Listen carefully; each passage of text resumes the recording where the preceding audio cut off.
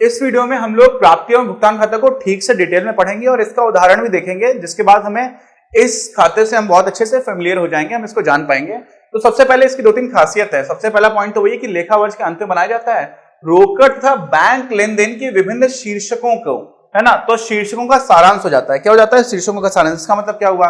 जैसे अब इस तरह की जो संस्थाएं होती है उसमें सबसे पहले कैसे पैसा आता है? जो आय होती है, आय का मेन स्रोत क्या होता है? क्या होता है? अनुदान, जिसको हम लोग बोलते हैं सब्सक्रिप्शन। तो अलग अलग समय पर हमारी रोकड़ पुस्तिका में जो भी सब्सक्रिप्शंस लिखे हुए हैं, जो भी अनुदान लिखे हुए हैं, उन सबको हम एक साथ जोड़ देंगे और वो सारी एंट्रीज अगर हम एक जगह उस शीर्षक, कौन सा शीर्षक हो जाएगा? अनुदान का शीर्षक हो जाएगा, और वो सारे अनुदान हम एक साथ जोड़ करके एक जगह पर सारांश उसका बना करके लिख देंगे। वो हमारे क्या हो जाएगा? वही हमारा प्राप्ति एवं भुगतान खाता एक तरह से हो जाएगा। अब वो हमने एंट्री की, ऐसे ही सारी एंट्रीज का जो भी सारांश, साल भर में कितनी बार लेन देन हुआ उस शीर्षक के अंदर, वो सब कुछ मिला करके हम एक साथ लिख देते हैं। वो हो गया। दूसरा पॉइंट जिसका इंपॉर्टेंट है वो क्या होता है कि करंट ईयर में कोई चीज हो सकता है कि किसी ने हमको अगले साल के लिए भी पैसा दे दिया, हो सकता है किसी ने हमको कुछ पहले समय के लिए जो बकाया था वो पैसा जमा किया, या हो सकता है कि मुझे अपना बिजली का बिल देना है या कोई ऐसा बिल देना जो मैंने आगे एडवांस में जमा कर दिया। तो जो भी प्राप्तियां और भुगतान है ना संस्थान की, वो अगर पैसा आया है तो नोट की जाएंगी, पैसा नहीं आया है तो नोट नहीं की जाएंगी। मतलब क्या हुआ कि अगर मैंने इसी साल अगले साल के लिए भी भुगतान कर दिया, समझ रहे हैं, तो हमारी संस्था का वो भुगतान हो गया है और इसीलिए वो इस वर्ष के ही प्राप्ति और भुगतान खाते में नोट किया जाएगा। समझ रहे हैं? उसका अभिलेखन कहां होगा? इसी साल के, भले वो अगले साल के लिए है। तो इसीलिए चाहे चालू अवधि हो, चाहे ध्रुव अवधि हो, चाहे आगामी अवधि हो, सभी का हम अभिलेखन कर देते हैं। अगर पैसे का ट्रांजैक्शन हुआ है तो इस खाते में वो चीज आ जाएगी। तीसरी बात क्या है कि आयगत और पूंजीगत, है ना, हम लोगों ने पढ़ा हुआ था। कुछ होते हैं रेवेन्यू नेचर के, कुछ होते हैं जिसको हम लोग क्या बोलते हैं, कुछ कैपिटल एक्सपेंडिचर होता है या रेवेन्यू एक्सपेंडिचर होता है। मतलब क्या होता है कि आयगत में आप क्या होता था, जो रोजमर्रा की चीजों में काम चल रहा है ना, इस तरह की चीजें। तो अगर प्राप्तियां कुछ ऐसी हैं जैसे सब्सक्रिप्शन है, जैसे अनुदान है, तो वो रोज रोज होने वाली चीज है। लेकिन हो सकता है किसी ने कोई बिल्डिंग बनाने के लिए इस संस्था को बोला कि आपको एक कमरा बनाने के लिए हम आपको अनुदान दे रहे हैं, तो वो जब एक कमरे के लिए अनुदान मिला हुआ है तो वो रेवेन्यू नेचर का नहीं है, वो आएगा तो उसकी प्रकृति तो है नहीं, उसकी प्रकृति पूंजीगत हो गई। लेकिन उसमें भी अगर अपने को पैसा मिला है या पैसा गया है तो हम इन दोनों में भी क्या करते हैं? कोई अंतर नहीं करते हैं। क्या करते हैं? कोई अंतर नहीं करते हैं। यहां पर हमारी प्राप्ति एवं भुगतान खाते में दोनों ही प्रकृति की प्राप्तियों और भुगतान को लिखा जाएगा। ठीक है, तो यहां पर हम लोग देख रहे हैं कि इसका जो दायरा है बहुत बड़ा है। हम लोग सारे तरह के जो भी रोकड़ में लेन देन हो रहे हैं वो सारे के सारे लिखते जा रहे हैं। लेकिन इसमें कुछ चीजें ऐसी हैं जो चीजें छूट जाती हैं और जो महत्वपूर्ण है। तो उसमें क्या चीज आती है? उसमें पहली चीज आती है कि जो भी गैर रोकड़ मत वाली चीजें हैं, गैर रोकड़ मत समझ रहे हैं, मतलब ऐसी चीज जिसका महत्व तो है लेकिन आप उसको कैश में लेन देन नहीं कर रहे हो, है ना, उसको हम रोकड़ में नहीं देख रहे हैं। तो उसमें क्या क्या हो जाता है? सबसे पहले तो आता है डेप्रिसिएशन, जिसको हम लोग बोलते हैं ह्रास।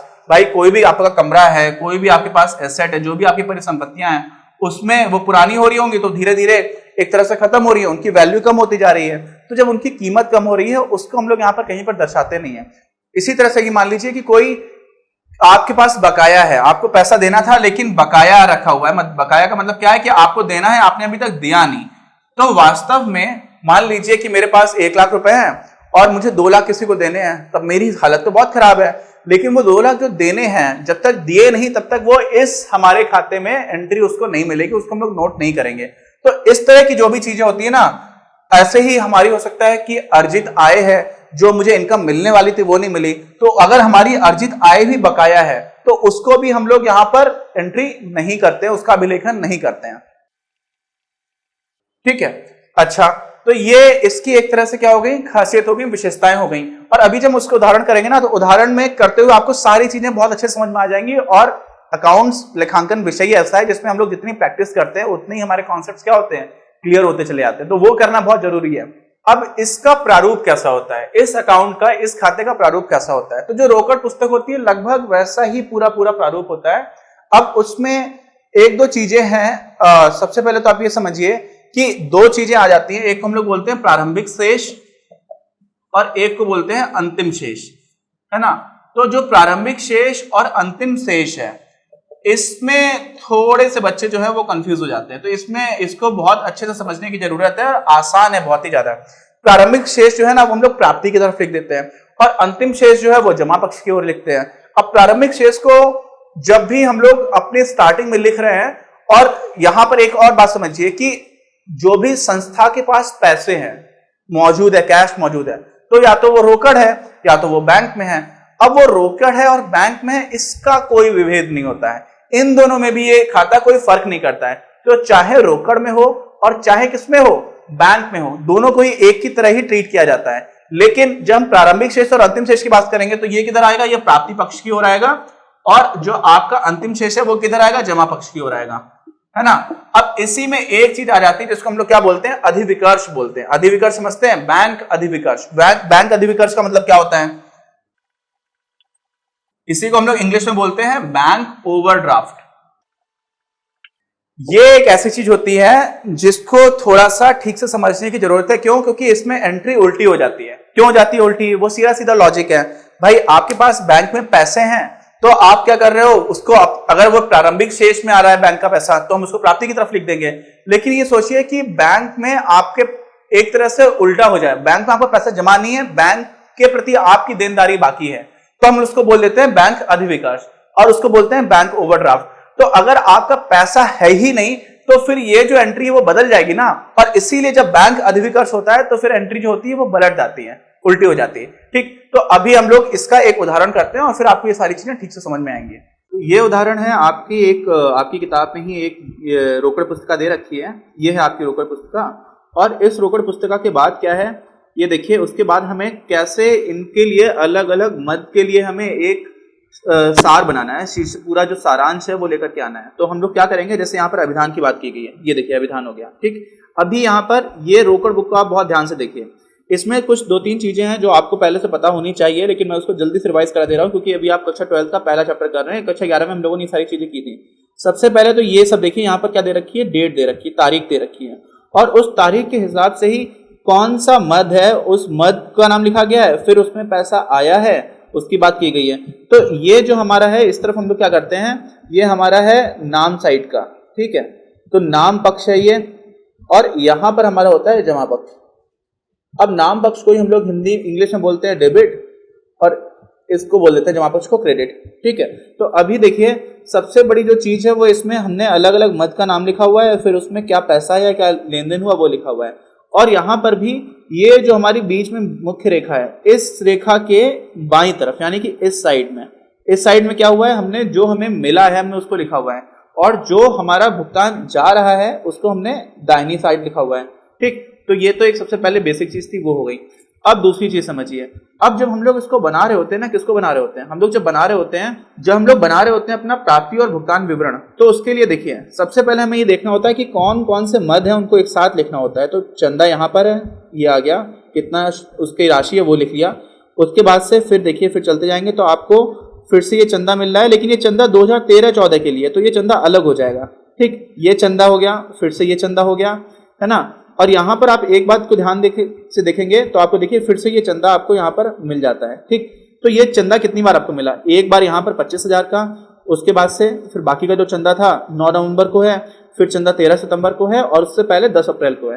तो इसी को हम एक साथ लिख देंगे। सबसे पहले हमें क्या करना होता है, समराइज करना होता है। समराइज करने में देखिए हमने 10 अप्रैल का लिखा, वही 1,20,000 का, फिर 45,000 का, फिर 35,000 का, 25,000 का, चारों चंदा हमने एक साथ लिख दिए। ठीक, तो पहली चीज आपको समझ में आनी चाहिए कि इनमें से हमें जो भी मद हैं, ये जितने भी मद हैं उनमें हमें एक एक मद को सेलेक्ट करना है। क्या करना है, सेलेक्ट करना है।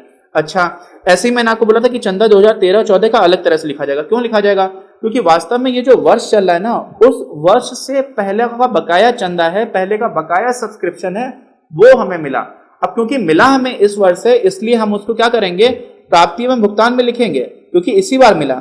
ठीक है, लेकिन आप ये समझिए कि वो पहले का चंदा है, इसलिए हम क्या करेंगे, उसको एक अलग मद की तरह बनाएंगे। तो अलग मद की तरह बनाएंगे, इसका मतलब उसका भी हमारा जो कॉलम होगा एक अलग ही तरह का उसका सारांश बनाने को रहेगा। और वो देखिए हम यहाँ पर बनाएंगे तो हमें सिर्फ एक ही जगह पर ऐसा दिख रहा है जहां पर हमारा जो चंदा है वो कितना है, 2013 और 14 का। देखिए चंदा 2013 के एक ही एंट्री आ रही है, एक ही हम लोगों का अभिलेखन है। ठीक, ऐसे ही एक 2015 और 16 का, यानी कि भविष्य का भी किसी ने हमको चंदा दे दिया है, तो वो देखिए चंदा हमें यहाँ पर मिल जा रहा है। ठीक, तो ऐसे ही वो कितना है, 10,000 रुपए का है। अब इसको भी हमने लिख लिया, ये देखिए, तो हमारी 3 तो एंट्रीज हो गई किसमें, प्राप्ति में। ठीक है, हम लोग प्राप्तियों का मदों की बात कर रहे हैं, और आपको पता है कि जो भी हमारा रोकड़ पुस्तिका होती है उसमें बाईं ओर, ये कौन सी ओर है, ये है बाईं ओर, है ना, इस ओर में सारी प्राप्तियों की बात की गई है। लेकिन इसमें एक और चीज समझिए, एक जो और महत्वपूर्ण बिंदु है वो ये है कि देखिए बैंक राशि भी है यहाँ पर और साथ में रोकड़ राशि भी है।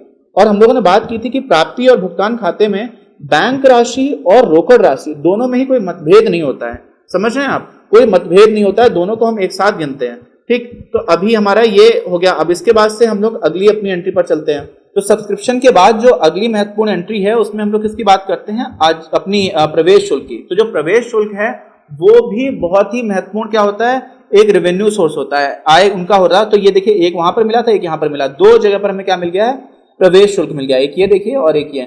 और इसके बाद देखते हैं नीचे जो हमारी बकाया, इसमें भी कहीं पर हमें देख लीजिए यहाँ पर नहीं मिल रहा है कहीं पर भी। इसका मतलब क्या हो गया कि 2 ही जगह पर प्रवेश शुल्क आएगा, तो हम प्रवेश शुल्क को लेकर के भी 2 जगह की अपनी एंट्री बना देंगे। तो प्रवेश शुल्क में देखिए, एक 10 अप्रैल की होगी और 14 सितंबर की होगी, और जो राशि है उसको हमने लिख करके उसका क्या कर दिया, कुल योग निकाल दिया। ठीक, इसके बाद हम और ऊपर चलेंगे। तो अब देखिए, अब जो अलग अलग हमें प्राप्तियां हो रही हैं उनको हम एक साथ देखते चले जाएंगे। जो ऊपर से स्टार्ट होती है, तो हमें क्या मिलता है यहाँ पर, आजीवन सदस्यता शुल्क है, लॉकर किराया, फिर आजीवन सदस्यता शुल्क है। तो आजीवन सदस्यता शुल्क को अभी हमें देख रहा है कि 1 से ज्यादा बार है, तो उसको भी हम एक बार नोट कर लेते हैं। एक बार हुआ, फिर 2 बार हुआ, और उसके बाद फिर आजीवन सदस्यता शुल्क 2 ही बार आ रहा है। तो वास्तव में यहाँ पर भी हम क्या करेंगे, जो हमें 2 बार शुल्क मिल रहा है आजीवन सदस्यता शुल्क का, वो भी हम लोग दोनों बार इसको नोट कर लेंगे। ठीक, तो ये देखिए आपको अगले मद में क्या मिल जाता है, आजीवन सदस्यता शुल्क, और ये 2 बार आया था, इस दोनों को हमने नोट कर लिया। ऐसे ही क्या होता है, उसके बाद हम लोग को लॉकर किराया है, यानी कि लॉकर रेंट है, उसकी बात की गई है। तो आपको जब सबसे महत्वपूर्ण बिंदु है वो क्या समझना चाहिए कि बहुत ही आसान है, लेकिन साथ में कई एंट्रीज होती है ना, और इस बहुत सारी एंट्रीज होने की वजह से बहुत सारे बच्चे कंफ्यूज हो जाते हैं। तो आपको हमेशा ही अलग अलग तरह से एक जैसी एंट्रीज को मार्क कर लेना है, और उन एंट्रीज को मार्क करते हुए उनका जो भी टोटल है, जो समेशन है, जो कुल योग है, वो हमें एक ही जगह पर लिख लेना है। क्यों? क्योंकि जब हमें एक बार योग मिल जाएगा तो उसी सार को एक साथ प्राप्ति और भुगतान खाते में लिख पाएंगे। तो इस दृष्टिकोण से आपको समझ में आ रहा होगा कि यहाँ पर लॉकर किराया बाकी है, भवन के लिए दान बाकी है, और उसके बाद सरकारी प्रतिभूतियों पर ब्याज है। सरकारी प्रतिभूतियों का मतलब होता है जो गवर्नमेंट सिक्योरिटीज हैं, यानी कि इनके पास कुछ सरप्लस रहा होगा तो इन्होंने वो पैसा जमा किया होगा और उससे इनको कुछ ब्याज मिला, तो ब्याज मिला, वो भी एक प्राप्ति हो गई। तो ये 3 और तरह के हमारा सार निकल करके आएगा, और वो देखिए हम लोग लिख लेते हैं। भवन के लिए हो गया, लॉकर रेंट, लॉकर किराया था वो हो गया, और सरकारी प्रतिभूतियों पर ब्याज ये हो गया। तो अब हमें सारी की सारी जो भी हमारी प्राप्तियां थी वो हो गई हैं। देखिए 18,000 और ये 60,000 और 20,000, इस तरह से आप देखेंगे सारी हमें क्या मिल गई हैं, जितनी भी हमारी प्राप्तियां थी। और अब साथ में हम लोग उसी रोकड़ पुस्तिका से किसके सारे जो भुगतान के मदों हैं, जो मद हैं, उनको एक साथ गिनना स्टार्ट करेंगे, उनको भी एक साथ कैलकुलेट करना स्टार्ट करेंगे, ठीक उसी तरह जैसे हम लोगों ने प्राप्तियों के लिए किया है। तो देखिए इसको स्टार्ट करते हैं। सबसे पहले हम लोग देखते हैं प्रीमियम की बात कहां पर होगी। बीमा प्रीमियम यहां पर आ गया, उसके बाद से बीमा प्रीमियम कहीं पर भी आ रहा होगा तो हम लोग इसी कलर कोड से मार्क करेंगे तो हमें बहुत आसानी से दिख जाएगा। बीमा प्रीमियम उसके बाद हमको मिल रहा है दूसरी बार, और कहीं पर भी नहीं मिला। इसका मतलब है कि एक ही जगह पर बीमा प्रीमियम आएगा। फिर हम क्या कर रहे हैं, उसके बाद हम लोग देखते हैं कोई दूसरी एंट्री। तो छपाई एवं लेखन सामग्री, तो एक तो हमें यहां पर मिल गया। उसके बाद से छपाई एवं लेखन सामग्री फिर से एक खर्चा हो रहा है जिसमें हम लोग कुछ पैसे खर्च कर रहे हैं। और उसके बाद क्या इसी रोकड़ पुस्तिका में आगे भी छपाई एवं लेखन है, बिल्कुल है, यहाँ पर भी है, और 3 बार आ रहा है। तो छपाई एवं लेखन को हम लोग 3 बार लिख करके एक साथ बना लेंगे। तो देखिए हम लोग चलते हैं भुगतान पर सीधा। तो भुगतान पर जब सीधे चल रहे हैं तो हमें क्या क्या मिला, छपाई एवं लेखन सामग्री में 3 एंट्रीज है, देख लीजिए, है ना। और ऐसे ही हमारा जब प्रीमियम की बात थी, बीमा प्रीमियम की, तो बीमा प्रीमियम हमें एक ही बार देखा था, वो हमें एक बार मिल गया। इसी तरह से बाकी जो एंट्रीज है, इसमें यहाँ पर देखिए क्या क्या लिखा हुआ है, प्रकाश है, दूरभाष व्यय है। ये जब आप खुद से एक बार एंट्रीज देखेंगे तो आपको सारी एंट्रीज मिल जाएंगी। तो हम लोग इसको एक बार देख ही लेते हैं, ठीक है, जिससे कि आपको एक बार पूरा रोकड़ पुस्तिका से प्राप्ति एवं भुगतान खाता बनाना जो है वो आप सीख जाएं। तो अब इसके बाद क्या करेंगे, दूसरा देखिए क्या क्या एंट्रीज आ रही हैं। अब दूरभाष व्यय एक बार यहां पर है, उसके बाद से दूरभाष व्यय फिर से दूसरी बार है, और उसके बाद से एक बार और दूरभाष व्यय है, तो 3 बार हमारा दूरभाष व्यय हो गया। इसी तरह से हम लोग क्या करेंगे, प्रकाश को देख लेते हैं, ठीक है। तो प्रकाश में देखिए क्या क्या हो रहा है, कब कब खर्चा हो रहा है। तो प्रकाश का पहला तो 10 सितंबर को खर्चा दिखा हमें पूरे फाइनेंशियल ईयर में, पूरे वित्तीय वर्ष में, और दूसरी बार से प्रकाश का हमें 27 मार्च को दिखा। तो यहां पर भी क्या हो जाता है कि 2 बार हमें प्रकाश मिल जा रहा है। उसके बाद से क्या है, मजदूरी एवं वेतन, जो सैलरी है वो भी एक बहुत ही बड़ा खर्चा रहता है ऐसे संस्थानों में, और निश्चित रूप से बहुत जल्दी जल्दी उसकी फ्रिक्वेंसी बनी रहती है। तो हम लोग उसको मजदूरी एवं वेतन को भी देखना स्टार्ट करते हैं। मजदूरी एवं वेतन में क्या हो जाएगा, 10 जुलाई को है मजदूरी एवं वेतन पहली बार। उसके बाद से मजदूरी एवं वेतन इस पेज पर नहीं है, अगले पेज पर चलते हैं। तो मजदूरी एवं वेतन हमें फिर से मिल रहा है 1 अक्टूबर को, फिर 31 दिसंबर को हुआ, और उसके बाद से फिर 27 मार्च को हुआ। तो कुल 4 बार मजदूरी एवं वेतन ये हमें भुगतान करना पड़ा। तो हम लोगों ने क्या किया, अब आपको बहुत सिंपली समझ में आ रहा होगा। अब देखिए इसमें 1-2 चीजें और भी ध्यान देने की है। यहां पर 1 अक्टूबर का आप मजदूरी एवं वेतन देखिए ठीक से, 1 अक्टूबर का मजदूरी एवं वेतन देखिए। यहां पर जो 10,000 रुपए है वो रोकड़ है, उसके बैंक के साथ है, फिर 12,000 है वो आपका रोकड़ है। ठीक, तो आपने रोकड़ राशि 12,000 रुपए के की और 10,000 कैसे किया, बैंक के साथ। तो उन दोनों में हम कोई मतभेद नहीं करेंगे। जब हम लोग क्या कर रहे होंगे, जब हम लोग भुगतान के लिए इस मद को देख रहे होंगे। देखिए तो 1 अक्टूबर के मद में हम लोगों ने देखा है कि 10,000 रुपए हमारा क्या हुआ है, 10,000 रुपए हम लोगों ने बैंक से ट्रांजेक्शन किया है, बैंक से लेन देन हुआ है, जबकि 12,000 रुपए का सीधा कैश में हुआ है, जिसको हम लोग बोलते हैं रोकड़। तो यहां पर जब हम 1 अक्टूबर की एंट्री करेंगे भुगतान के लिए प्राप्ति एवं भुगतान खाते में, तो जब भुगतान में ये मद बना रहे होंगे तो वहां पर कोई अंतर नहीं होगा कि 10,000 रुपए अलग से थे, 12,000 रुपए अलग थे। वो दोनों को हम लोग एक ही नजरिए से देखते हैं जब हम लोग प्राप्ति और भुगतान अकाउंट की बात करते हैं, भुगतान खाते की बात करते हैं, और वो आपको एक साथ दिख जाएगा। देखिए मजदूरी एवं वेतन में हम लोगों ने क्या किया, 1 अक्टूबर को सीधा 22,000 देखा। तो यहां पर आपको वही पॉइंट फिर से समझ में आ जाएगा जिसके भी हम लोगों ने बात की कि दोनों में कोई अंतर नहीं रखता है प्राप्ति एवं भुगतान अकाउंट। तो यहां से हम लोग क्या करते हैं, सारी हम लोगों ने डाक एवं कोरियर सेवाओं को भी देख लिया। इसी तरह से जब आप सारे खर्चे निकाल लेंगे ना, तो आपको क्या हुआ, जितनी प्राप्तियों के मद हैं वो सारे मिल गए, उसके बाद से जितने भी भुगतान के मद हैं वो सारे मिल गए, और उन सारे मदों की पूरे वर्ष में जो भी राशि थी, कितनी राशि आई कितनी राशि गई, उसको हम लोगों ने एक साथ नोट कर लिया। और उसके बाद जैसे हम ये नोट कर लेते हैं, फिर हम लोग अपने प्राप्ति और भुगतान खाते पर एंट्रीज स्टार्ट कर देते हैं। और वो एंट्रीज कैसे होंगी, वहां पर अभिलेखन किस तरह का होगा, तो देखिए ये हमारा एक नमूना दे रखा है वर्ष की समाप्ति पर प्राप्ति एवं भुगतान खाता। अब इसमें इधर नाम पक्ष है और इधर जमा पक्ष है। सीधी सी बात है, नाम मतलब डेबिट और जमा मतलब क्रेडिट। तो प्राप्तियां हैं, तो प्राप्तियों में हम नाम लिखना स्टार्ट करते हैं, और प्राप्ति में सबसे पहले देखिए जो शेष रहता है पहले का वो लिखा जाता है सबसे पहले, और ये प्राप्ति साइड में लिखा जाता है। जब हम लोगों ने थ्योरी पढ़ी थी तो हम लोगों ने इसकी बात की थी। और उसके बाद क्या करेंगे, अगर यही शेष बैंक अधिविकर्ष हो, अधिविकर्ष का मतलब क्या था, बैंक ओवरड्राफ्ट। देखिए बैंक ओवरड्राफ्ट को लेकर के कुछ बच्चे कंफ्यूज हो जाते हैं। तो बैंक ओवरड्राफ्ट का मतलब क्या है समझिए, कुछ ऐसी व्यापारिक संगठन होते हैं, कुछ ऐसे अलाभकारी संस्थान भी होते हैं जो अपना बैंक में करंट अकाउंट खुलवाते हैं। ठीक है, एक होता है चालू खाता और एक होता है बचत खाता। तो जब चालू खाता होता है तो चालू खाते में कुछ लोगों को बैंक ओवरड्राफ्ट की सुविधा दी जाती है। बैंक ओवरड्राफ्ट की सुविधा का मतलब क्या है, मान लीजिए मेरी एक कंपनी है, तो मैंने बैंक को बोला कि आप मुझे बैंक ओवरड्राफ्ट की सुविधा देंगे, तो वो कहेंगे ठीक है हम दे देंगे सुविधा, लेकिन आपको बैंक ओवरड्राफ्ट की सुविधा 10,000 रुपए तक है। अब इसका क्या मतलब हुआ, इसका मतलब हुआ कि मान लीजिए मेरे अकाउंट में 20,000 रुपए है और मैंने किसी को 30,000 रुपए की चेक लिख करके दे दी, तो मेरे अकाउंट में तो 20,000 रुपए थे, तो वो चेक डिफॉल्ट हो जानी चाहिए, अनाधिकृत हो जानी चाहिए। लेकिन अगर मुझे बैंक ओवरड्राफ्ट की सुविधा मिली हुई है, इसका मतलब क्या है कि मेरा बैंक में जो भी अमाउंट है वो -10,000 रुपए हो जाएगा। यानी कि बैंक वो वाली चेक भी डिफॉल्ट नहीं होने देगी अगर मुझे 10,000 रुपए तक का क्या मिला हुआ है, बैंक ओवरड्राफ्ट। तो इसका मतलब समझिए बैंक ओवरड्राफ्ट एक तरह से मेरे ऊपर कर्जा है ना। तो जब कर्जा हो जाएगा तो फिर उसको हम नाम पक्ष में नहीं लिखेंगे, तब हम उसको कहां पर लिखेंगे, शेष जो भी हमारा होगा बैंक अधिविकर्ष का, उसको हम जमा पक्ष में लिख देंगे।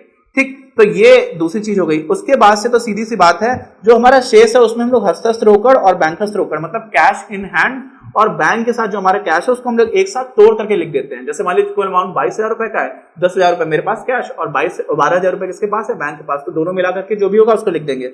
उसके बाद से जो भी एंट्रीज आ रही है, अभिधान है, सामान्य दान है, पुराने साप्ताहिकी बेकार, इसका क्या मतलब है कि जो भी हम लोग न्यूज़पेपर्स मंगा रहे हैं उसको रद्दी हो गई, उसको बेच दिया, तो उससे भी कुछ पैसा आएगा ना, तो वो पैसे भी हम एंट्री करेंगे। इसका मतलब यहां पर ये जितने भी मद बने हुए ना, वो सारे मद की समरी हम निकाल चुके हैं। हम लोगों ने ऊपर देखा कि कैसे निकाले गए थे थोड़ी देर पहले ही, और वो सारी समरी जैसे मैं एक बार निकाल ली, उसके बाद से आपको कुछ नहीं करना है, वो सारी एंट्रीज लिखनी है, उस मद का नाम लिखना है और उससे जुड़ा हुआ क्या करना है, पैसे लिख देने हैं। तो यहाँ पर ये जो x अमाउंट लिखा हुआ है ये पैसे हैं, और पैसे का मतलब रुपए हैं, ये वो राशि है। और आपने वो राशि जब एक बार निकाल ली तो आप पूरी राशि को जोड़ दोगे। लेकिन यहां पर फिर से आ जाइए, अब अगर आपके अंत में क्या हो रहा है, साल के अंत में आपका फिर से बैंक अधिविकर्ष हो रहा है, तो फिर ये प्राप्ति की साइड आएगा, ये भुगतान साइड पर नहीं आएगा। और अगर आप समझ लीजिए कि आपके पास कोई बैंक अधिविकर्ष नहीं था, कुछ बैंक में शेष बच रहा था साल के अंत पर, बैंक में हस्तस्थ आपके पास कैश इन हैंड है या फिर बैंक के पास है, तो क्या करेंगे, तो फिर आप उसको जमा पक्ष में लिख देते हैं, किसमें,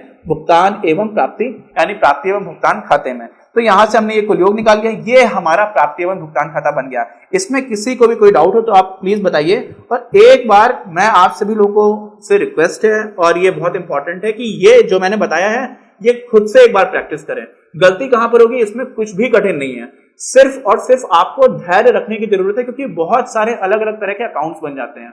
और क्योंकि आपने अगर कक्षा 11 सही से पढ़ी हुई है ऑलरेडी, तो फिर आपको दिक्कत नहीं आएगी। क्यों? क्योंकि इसमें सारे अकाउंट्स लगभग आपके जाने पहचाने हैं। अकाउंट्स नहीं बोलना चाहिए, जो सारे मद हैं। अब वो मद में कुछ नए जो आपको दिख रहे होंगे वो हो जाएगा अनुदान की बात है, जहां पे हम सब्सक्रिप्शन बोलते हैं। तो बस इतनी से एक छोटा सा पॉइंट है, इसका मतलब आप धैर्य रखेंगे तो ये प्रश्न, इस तरह के प्रश्न बहुत आसानी से सॉल्व हो जाएंगे। और इस चैप्टर में इस तरह के प्रश्नों के बजाय ज्यादा प्रश्न आते हैं कि आपको प्राप्ति एवं भुगतान खाता दिया होता है और आपको बनाना क्या होता है, आय एवं व्यय खाता, जिसकी बात हम लोग आगे करेंगे। इसी में कुछ और उदाहरण भी देखते हैं। अपनी क्लास का उद्देश्य आप सभी के लिए आप ही की भाषा में गुणवत्तापूर्ण शिक्षा उपलब्ध कराना है। कक्षा 12 तक के सभी प्रमुख विषयों पर हम वीडियोस बना रहे हैं, और कुछ विषयों पर वीडियोस आपके अपने चैनल अपनी क्लास की ही अन्य प्लेलिस्ट पर अपलोड भी हो चुके हैं। ज्ञान के प्रकाश से देश को सशक्त बनाने के हमारे इस प्रयास में इस चैनल को सब्सक्राइब करके और लोगों के साथ शेयर करके अपना बहुमूल्य योगदान जरूर दें। पढ़ेगा इंडिया तो बढ़ेगा इंडिया।